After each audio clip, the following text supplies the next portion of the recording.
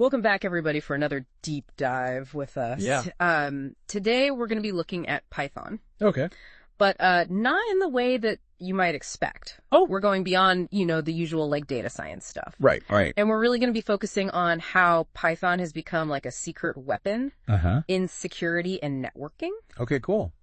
And the roadmap for this journey is going to be the latest edition of the book, Python for Security and Networking. Very cool.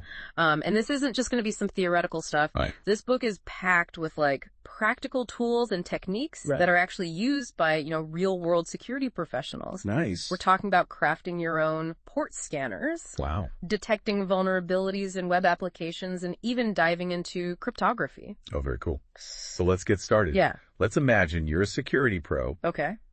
You're facing this mountain of log files Yeah. from a recent incident. Okay. Manually going through all of that would take forever. Oh, yeah. Definitely. Right. It'd be incredibly tedious and time consuming. For sure. So that's where Python's system programming capabilities really shine. Okay. Imagine writing a Python script using the OS module Okay. to automatically analyze those log files. Oh, wow. That script could sift through all that data, Yeah. extract key information, and even flag potential threats, Okay. all in a fraction of the time that it would Yeah. take manually. So I could essentially automate a huge part of my security audit just using Python. Precisely. Wow. That sounds incredibly efficient. It is, but with great power comes great responsibility. Oh. We need to make sure that those scripts are running safely. They're not going to accidentally cause harm. It's a great point. I wouldn't want my security script to become a security threat. Exactly. And that's where the sub-process module steps in. Oh, okay. It's like your security guard. Okay. It helps you run external programs like system commands Yeah. within this controlled environment. Right. So it's preventing your code from going rogue and potentially harming your system.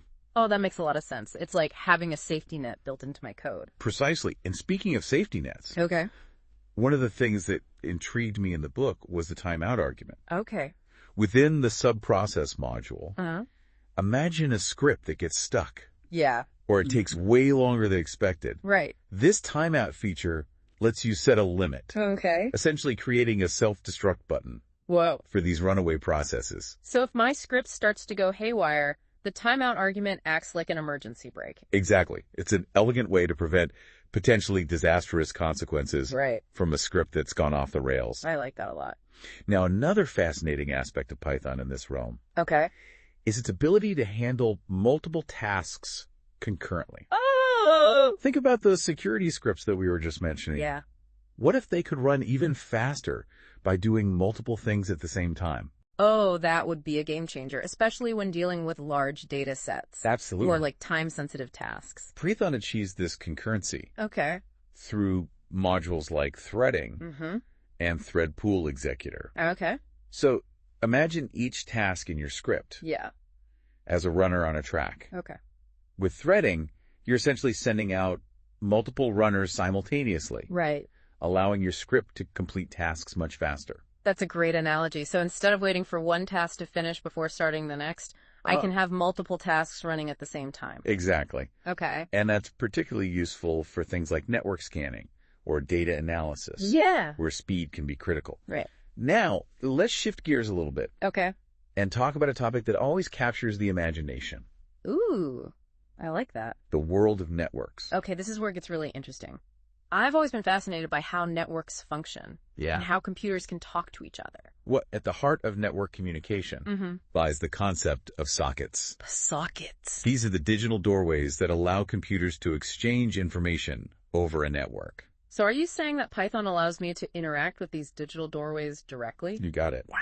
Python's socket module Okay. provides you with the tools to create custom clients and servers, Okay. giving you a deep level of control over network interactions. Wait, so I could actually build my own tools for communicating over a network using Python? You absolutely could. That's amazing. In fact, the book even dives into creating a basic port scanner. A port scanner? Like what hackers use to find vulnerabilities in networks? It's the same principle. Oh, wow. Imagine you're testing the security of a network. Okay. You can use a port scanner to systematically knock on different digital doors, Uh-huh. represented by ports, Okay. on a target machine. So if a door opens, so to speak, it means that a service is running on that port, which could potentially have vulnerabilities. Precisely, a port scanner can help identify open ports, Right. services running on those ports, Yeah. and even the operating system of the target machine. Wow. So with just a few lines of Python code, I could essentially create a tool that's used by security professionals and, yes, even hackers.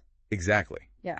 And this is just the beginning of what you can achieve with Python in the realm of networking.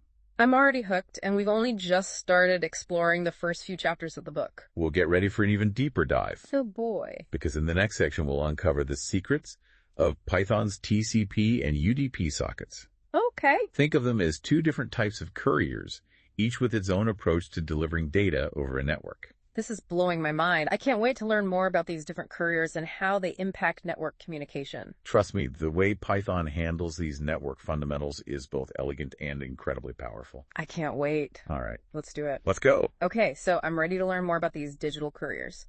You mentioned TCP and UDP sockets. Yep. It sounds like they play a really big part in how Python handles networking. They absolutely do. Think of TCP, or Transmission Control Protocol, Okay. as the reliable courier service of the networking world. Okay. Like if you were sending a package with tracking and delivery confirmation, Right. TCP ensures that your data arrives at its destination in the correct order and without any errors. Oh, okay. So TCP is all about making sure that data gets delivered safely and reliably, even if it takes a little bit longer. Exactly. It's the preferred choice for applications where data integrity is really important, Okay. like email file transfer, Yeah. secure web browsing. Right, right. Now, on the other hand, we have UDP, or User Datagram Protocol. Okay. Imagine this is sending a postcard. Oh, so it's more casual. Yeah, No guarantee of delivery. that's a good way to put it. Okay. UDP is all about speed and efficiency. Okay. It doesn't bother with error checking or sequencing, Right. which makes it faster, but also a bit riskier. So it's a trade-off between speed and reliability. Exactly. But when would you actually choose UDP over TCP? So UDP shines in applications where speed is more critical than guaranteed delivery. Okay. Think about streaming video or online gaming, Right. where a few dropped packets aren't going to ruin the experience. That makes sense. A little lag in a video game is annoying, but it's not the end of the world. Exactly. So now that we've kind of covered the basics of sockets, Yeah. I'm curious to learn more about how Python interacts with the web. Okay. We touched upon this earlier, Yeah. but I'm ready to go a little bit deeper now. Okay, so the internet, as we know it, is built upon the Hypertext Transfer Protocol, or HTTP. Right, HTTP. And it's the language that web browsers and servers use to communicate. Okay, so I'm guessing Python gives us the tools to speak this language fluently. Absolutely. Python provides modules like urlib Okay. and the even more user-friendly requests library Okay. that make interacting with websites a breeze. So I could use these modules to fetch website content, download files, even interact with web applications. You got it. For example, imagine you want to automatically check the weather each morning. Okay. You could use Python's requests library to fetch data from a weather API Right. and have the forecast delivered straight to your inbox. That's pretty cool. I'm starting to see how Python could automate a lot of my daily tasks. The possibilities are endless. Yeah. And here's another interesting aspect. Okay. Python allows you to not only fetch data, Uh-huh. but also to modify how you interact with websites Okay. by tweaking HTTP headers. HTTP headers, those sound familiar, but I can't quite recall what they are. Think of them as hidden instructions sent with every web request. Okay. And these instructions tell the server things like what browser you're using, what language you prefer, and what type of content you're expecting. Oh, so with Python, I could actually change these instructions and pretend to be using a different browser or even a different device. Precisely, this technique is incredibly useful for testing how websites behave differently, Oh, okay. depending on the device or browser accessing them. That's pretty clever. It's like being a digital chameleon blending into different online environments. Exactly. And speaking of security, let's talk about how websites verify who you are through authentication. Right. I've definitely encountered different types of login systems online. Yeah, Some seem more secure than others. absolutely. One of the simplest but least secure methods is basic authentication. Okay. This involves sending your username and password directly to the server, Okay. which can be easily intercepted by attackers. Yeah, that sounds pretty risky. I wouldn't want my passwords flying around the internet in plain text. You're right to be cautious. And that's why digest authentication was introduced as a more secure alternative. Okay. Instead of sending the password directly, it uses a cryptographic hash function to scramble it. So even if an attacker intercepted the data, they wouldn't actually have my password. Precisely. Hash functions are one-way streets in the world of cryptography. Okay. It's easy to generate a hash from a password, but virtually impossible to reverse the process and recover the original password from that hash. Gotcha. That sounds a lot more secure, but I've also seen websites use systems like login with Google or login with Facebook. Is that something different? You're talking about OAuth 2.0, which takes a completely different approach. Okay. Instead of creating a new account and password for every website, you can use your existing credentials from a trusted provider. So it's like giving a website a temporary key to access my information rather than handing over my master key. That's an excellent analogy. OAuth 2.0 acts as this secure intermediary, Right. granting third-party applications access to your resources without them ever knowing your actual password. That makes a lot of sense. It's all about minimizing the risk by sharing only what's necessary. Precisely. Now let's delve into a topic that's closely tied to authentication and security in general, the fascinating world of cryptography. Okay. I'm ready to unlock some secrets. All right. I've always been intrigued by the idea of secret codes and hidden messages. Well, cryptography is the art of protecting information from unauthorized access, and it plays a critical role in keeping our digital world secure. For sure. And I'm guessing Python gives us the power to play with this art form. You bet. Python provides powerful libraries like PyCryptodome, which is essentially a treasure chest of cryptographic tools and algorithms. So we're not just talking about simple codes here. We're talking about serious encryption algorithms used to protect sensitive data. Exactly. And one of the fundamental building blocks of cryptography is the hash function, which we briefly touched upon earlier. Right, those one-way streets that turn passwords into scrambled hashes? Precisely. Hash functions are used extensively in security, not just for passwords, Okay. but also for verifying data integrity and ensuring that files haven't been tampered with. So a hash function can tell me if even a single bit has been changed in a file. It's like a digital fingerprint that uniquely identifies a piece of data. Wow. Even the smallest change will result in a completely different fingerprint. That's pretty amazing. Now, what about those encryption algorithms you mentioned? I'm curious to learn more about how they actually work. Well, one of the simplest forms of encryption is symmetric encryption. Okay. It's like having a shared secret code Right. that both the sender and receiver use to encrypt and decrypt messages. So it's like having two keys that fit the same lock, one to lock the message and one to unlock it. Exactly. The book actually walks through an example of encrypting and decrypting a message using the DES algorithm. DES. Yeah. I think I've heard of that before. Is that one of those super secret government codes from like the Cold War era? Yeah, it was once considered highly secure, but today it's considered outdated and easily cracked. Oh, so what do we use today for secure encryption? The Advanced Encryption Standard, or AES, Okay. is the current gold standard for symmetric encryption. Ah, AES. That's the one I've heard about. It's used everywhere from securing websites to protecting sensitive government data. Exactly. And the beauty of Python is that it allows you to implement and experiment with these powerful algorithms with ease. You can explore different encryption modes, key sizes, and even delve into the fascinating world of key management. This is all so incredible. It's amazing how Python can handle such complex cryptographic tasks. Yeah. It's like having a digital Swiss Army knife for security and networking. It truly is a versatile tool, and we're just getting started. Oh. In the next section, we'll uncover how Python can be used for open source intelligence gathering, or OSINT. OSINT. Which is like becoming a digital detective. Okay, that sounds intriguing.